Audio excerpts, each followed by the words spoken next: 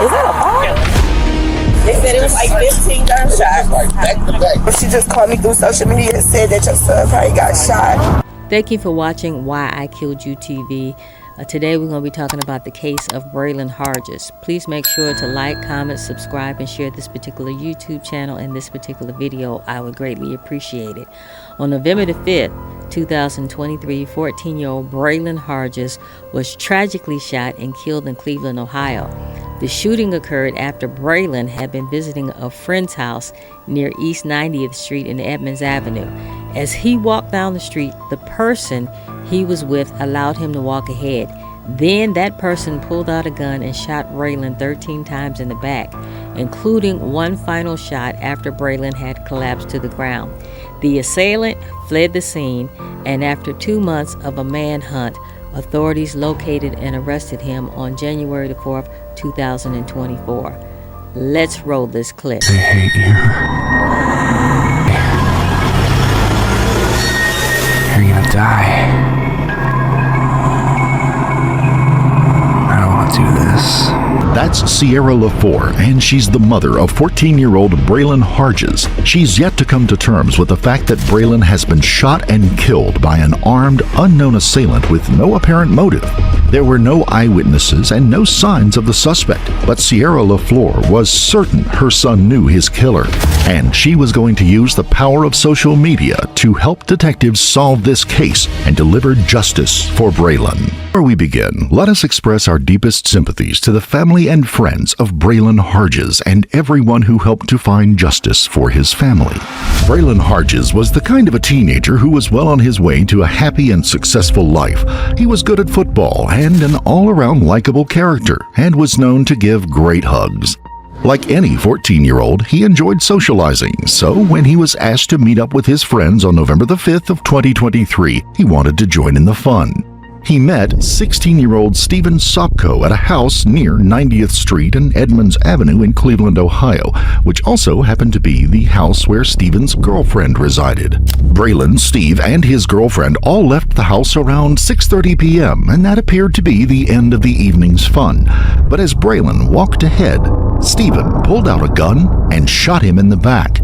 There appeared to be no motive and no provocation, with the events unfolding so fast that it wasn't even clear who had been shot. This is a lost school. Like, ain't no fucking way. This is a lost school. Ain't no way. This is why I don't like this fucking city. I can't stand it. Hello? Before that, I'm recording them because this gonna be known. Ma'am. What? Ma'am. Hello? Ma'am. Yes. Hello. What is the address of the police? Where do you need the police? I mean, I'm on 93rd and Edmunds. 93rd and Edmunds? It's a body in the middle of the street. I don't know what's wrong with it, but it's bleeding from the head. It looks like a female. Alright, 93rd and Edmunds. She's laying in the middle of the street, you said? I can't hear you. She's laying in the middle of the street? Yes. I don't know if she got hit by a car or what, but she's in the middle of the street. Black, white, or Hispanic female? Black, white, or Hispanic female? Can you tell me what she's wearing? I didn't see because it's dark and I got scared because I'm like, I don't know what's happening, who's out here, and I got my kids in the car. Okay. As officers from the Cleveland Police Department arrived on the scene, they would discover the alleged female victim was in fact a male, and he was desperately in need of medical attention.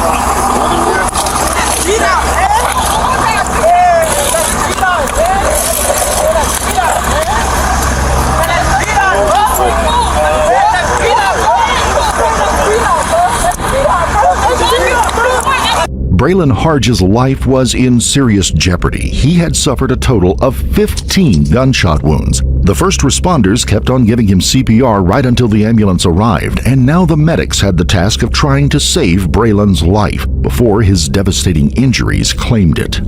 Although there were no witnesses to the shooting itself, any information the investigators could gather would help solve the case. Did you guys see anything or just hear anything? I just saw. And it was a red car with some guys in it, but they rode right past me. Okay. So that's all I saw. Which way did they go? That way. You said it was a red car? Yeah. They went that way That towards way. 90th and Harkness? Yeah. Do you know what kind of red car? Because I was so in shock. Yeah. I don't know. Do you know who was in the vehicle? It was just two boys in the car, and they wouldn't even stop to talk to me. So I asked them to call the police, they just kept going. But I don't know who did it. You know don't know make or model or anything like that? Okay. He was just laying there. That's all. I almost hit him. Speaking with somebody on scene, they said they seen a red vehicle take off from this location going towards 90th and Harkness. Unknown make or model. They seen They said it was like 15 gunshots. Like back to back. I'm there waiting. I'm the reporter on there. You have your ID on you, just so I can have that information. I said, I can't believe people can do stuff like that. I just don't understand. The red vehicle the witness described might have been an innocent bystander who was in the wrong place at the wrong time, or it could be the shooter themselves or even an accomplice. Either way, investigators needed to speak to them as soon as they could. While the patrol units were on the lookout for the mysterious red vehicle, officers at the scene of the shooting had to try to figure out what happened and the identity of the unknown victim. So you said the car took off, you heard about 15 shots? I didn't hear no shots. You didn't hear no shots? I didn't hear no shots. They heard the shots. When I came, he was just there. On the ground, laying in the middle? I kind of knew what it was. I was like, okay. Is that a bar? And did you say anything to those guys? No. Oh, yeah. I said, can you call the police? They just kept going. They just took off at a high rate of speed? Not a high rate. They just kept going. Took off, okay. They could have been just driving by. I don't know, you know. What she said? She said that when she seen the person on the ground, she seen two people in a red vehicle, car. She asked could they call the police. And when I told the girl, and when she called said the police, that they took off going northbound, 90th towards Harkness.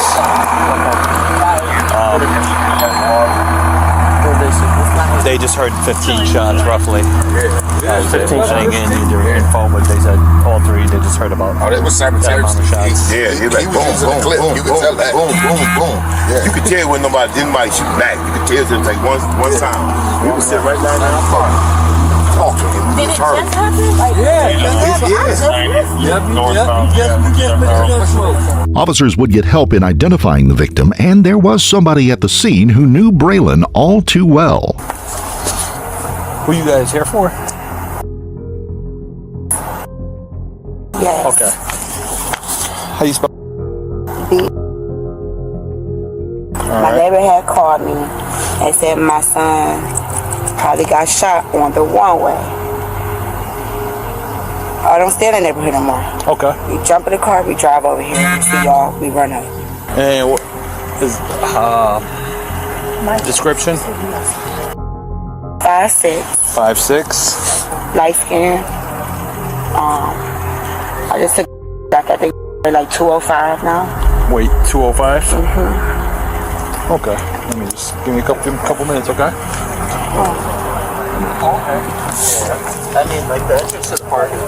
Seaerra LeFlore claimed she had become aware of the shooting because she saw a post on Instagram, and she immediately feared her son might be involved. Although she couldn't give any information on who the suspected shooter might be, she did provide information that would help officers identify Braylon. I don't know. She just called me through social media and said that your son probably got shot. Well, she didn't give you any reason why she thought it could be. Baby, I didn't even give her a reason to even get to that far. I just jumped. Yeah. You see, I got a nightgown. You're okay. No. Do you have your ID on you, ma'am? You said your son, right? Yes. Okay. Yeah, we don't know anything yet, so I'm not gonna tell you anything. So. No. Going off. Sadly, despite the best efforts of the medical professionals, Braylon Hardges passed away in the hospital a short time after arrival, bringing an abrupt and violent end to the life that had barely begun. This left investigators with a murder on their hands, with very little evidence or information to help them figure out who was responsible. It would be down to the Cleveland Police Department's homicide unit to solve this case, and they'd use social media to try and identify the person who pulled the trigger. Once again, Braylon's mother, Seaerra, would step in to help. I know you mentioned the lady in the White House. Do you think you would be able to figure out which house that is? So this is 90th going north. right. So you see how her house is? Because I heard his body was in the middle of the street. Yeah, it was closer to like here. Right. It's almost right where that like Exit. yeah. So one of these houses is all white, and the doorbell caught it. Okay. Which they sit right on the corner. She said it's a white house. The doorbell caught it. I know that night, I think I knocked on one of these doors. They were scared of y'all. That's fine. That's not unusual. But do you have a contact for this lady, or? I got a contact. Well, I'm my kid's father. I got an address and a name. Okay. I'm gonna call him before I leave from you because you detective. Now it's some apartment buildings with a pay at that he be at over to the left. Okay. Off of 93rd. Do we think he was there that day? He had to be. In order for my baby to end up right here, either came from that way or 93rd way. To end up right here. Do you know what kind of, was he driving that day or just No, walking? because he always drive my little car, my little black car. Okay. I know he was 14, but the boy was the best. Okay. But in order for Braylon to end up right here, he either came from 93rd complex, because we be in the 93rd apartment. Okay. He's still there. Okay. Or he came from 93rd in order for his body to end up here. Right. And you said it was a car involved? I mean, unless somebody picked him up and... Right. And threw my baby out. Yeah. We got a mention of like a car leaving the scene in a hurry, but you hear that many gunshots, a lot of people tend to just pull off fast. So, I mean, we're trying to run it down, but I was just wondering if there was any, was there like a car that would pick him up occasionally or no? No. So his auntie stayed down here. Okay. If you come down this way, so where his body was laying right here, his auntie stayed down. Okay. So if he would have made it to the complexes all the way down the street to the left, he would have made it to his auntie house. Okay. As Braylon's social media was analyzed, Seaerra would help name the people that appeared in her son's Instagram photos and posts, and there was one young man that brought up red flags as soon as she realized who he was. I'm just, and I know he was having a conversation with this kid, right? Right. This is alarming me. This is who I believe. This kid is alarming to the point where something. Yeah. His name's coming up a lot. Like if he set Braylon up. That's what the word in the street is. And I'm gonna show you some messages. Oh, I got my phone. I gotta show you some messages. Somebody inboxed him and asked him, did he do it? He said, oh, he's not snitching anymore or sneak dissing with the laugh emojis. Okay. Hardcore messages from talking, and then my son like, hey, I heard you was, he sent on the message. My son said, hey, I heard you sneak dissing my little brother. Mind you, I got both of their Instagram, so I know what's been going on. Right. He said, oh, that was something. Blizz, I got to read the messages. I'll let you see it. Okay. These kids abbreviate stuff. Right, I can't even figure them out half the time. Yeah. Do we know his last name? I should have brought Mario in. No. No, you're fine. I think somebody sent it to me, to be honest with you. Yeah.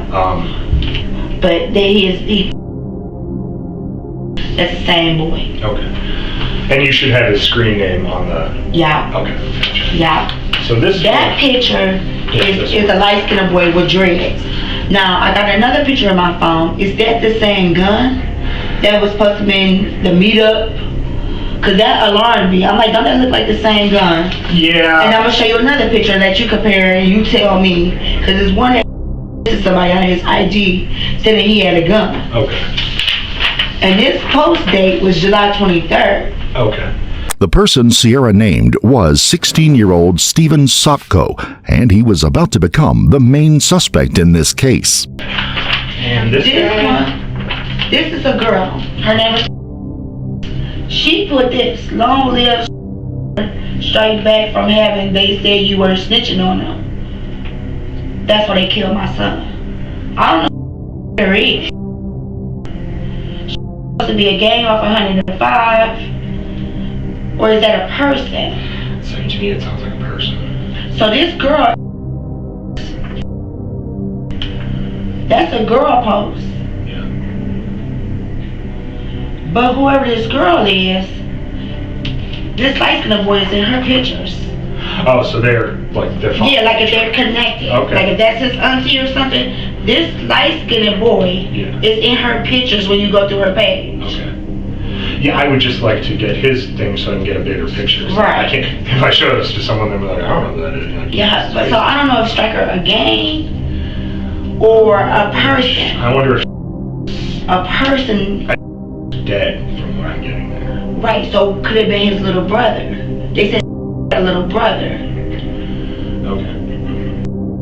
Like his, I guess, street name, but he have a little brother. Yeah. All right. No, we can try to run that down. That's fine. Yeah, so that's what I'm getting in the streets. You know, I don't be out here too often, but that's what everybody's telling me.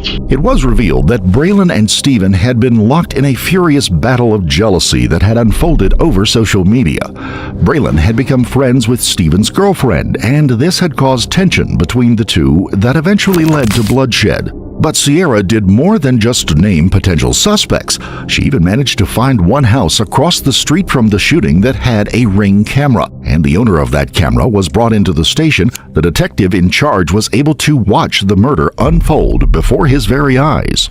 So, it's my understanding you have like a Ring camera? It don't face that direction, but I got a camera that's like in the driveway. It's kind of like in a blind spot, but you might can. Do you think we could pull it up?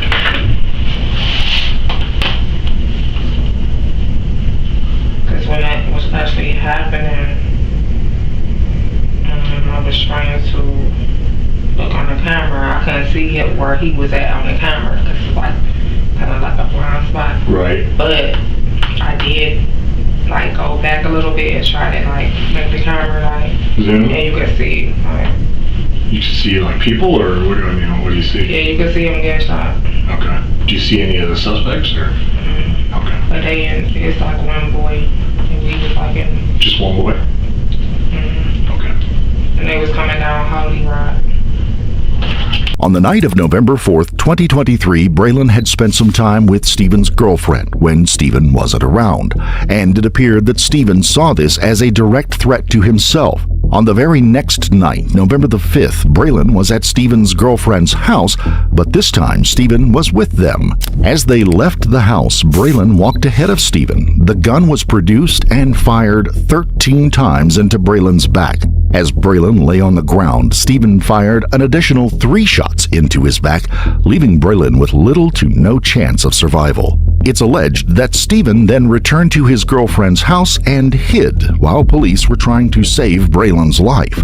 It took over a month to collect enough evidence to come up with a warrant for Steven's arrest, but after his cell phone placed him in the area of the shooting, Cleveland police got an arrest warrant and they went to apprehend the suspect. But now they found Steven was not ready to hand himself in. On January the 4th, 2024, Steven barricaded himself inside his home, and it started a tense standoff with law enforcement.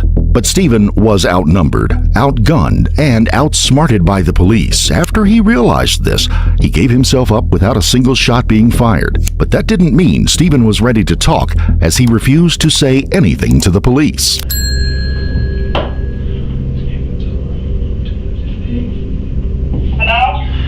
Hello, Mom? You okay? Yeah, I'm alright. Alright, baby, just see. I got a lawyer. I'm having to talk to him in the morning. He should be on there to talk to you soon. His name is Michael Goldberg. Alright.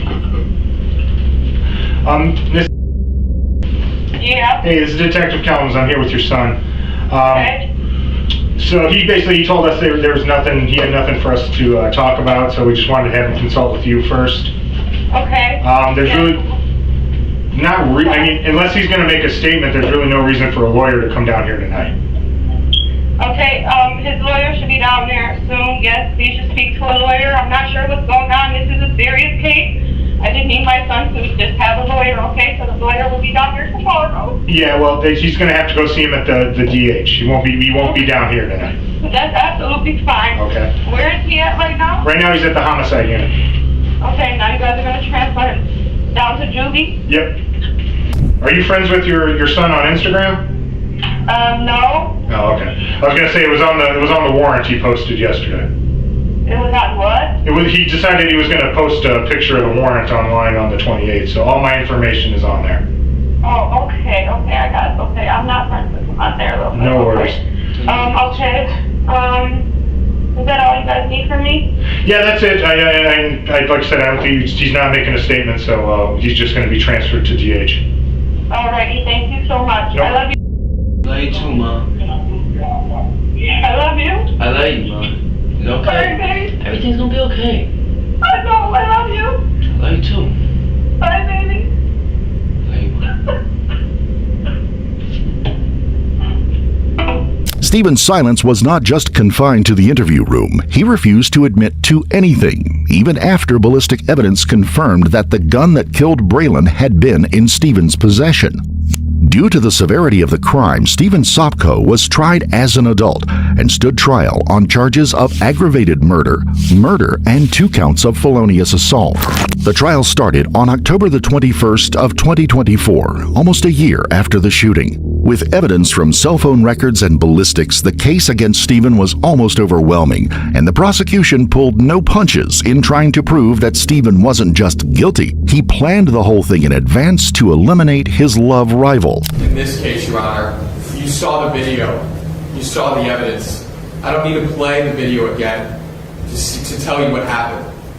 13 shots in the back of a 14-year-old. You don't need to see that again. You know in your heart what he was doing that day. He wanted to kill Braylon Hardges. And I know the state of Ohio, Detective Kelms, Chad Cleveland, and Jack Dowling throughout this process. You saw it in trial. We wrestled with the fact of, and you heard during the opening statements, the state doesn't have a motive. Why would he do this? There are numerous trails in his Instagram or phone dump of why he would do this, or Braylon's phone dump and Braylon's Instagram of why he would do this.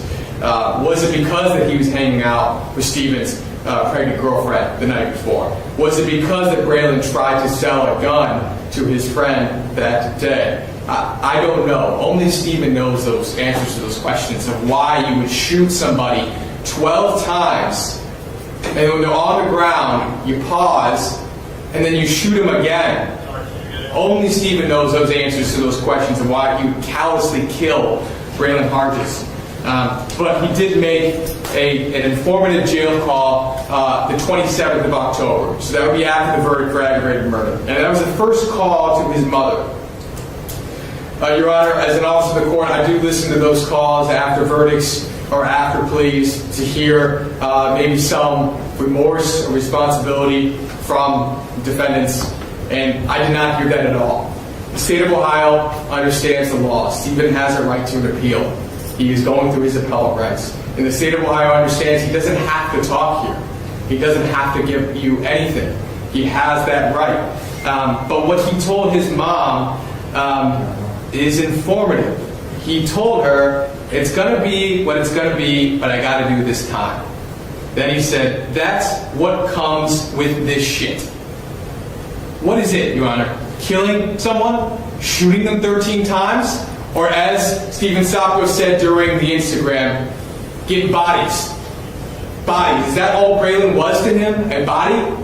It only took 4 days for the trial to conclude, and the jury took even less time to find Stephen Sopko guilty, with their verdict taking a few short hours to decide. But right until the very end, Stephen remained tight-lipped, refusing to speak about his crime or admit to what he had done. Although Stephen showed no remorse, the look on his face after he realized how long he would spend in prison might be justice enough for some, especially for Braylon's heartbroken mother. I just want to say thank you, Judge. Thank you. And I want to say thank you to the prosecutors and the detectives and everybody for bringing me justice for my baby. It was a long journey, very long, and I'm still healing.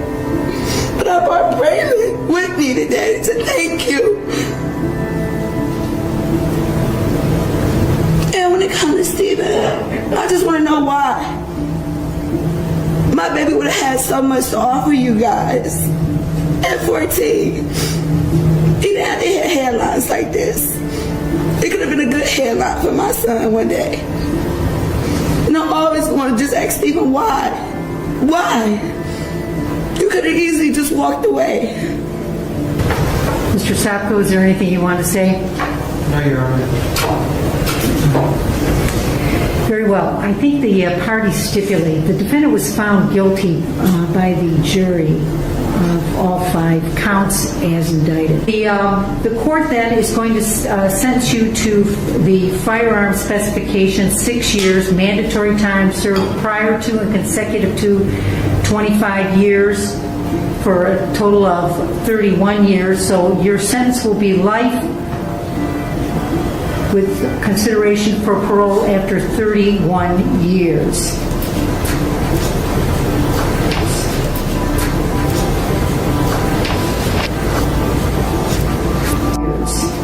There is nothing that can ever soothe the loss of a child in such brutal circumstances, but knowing Stephen Sopko will spend at least 31 years in prison might bring some comfort to those who knew Braylon Hardges, and to ensure Stephen will never put another family through the same pain and turmoil again.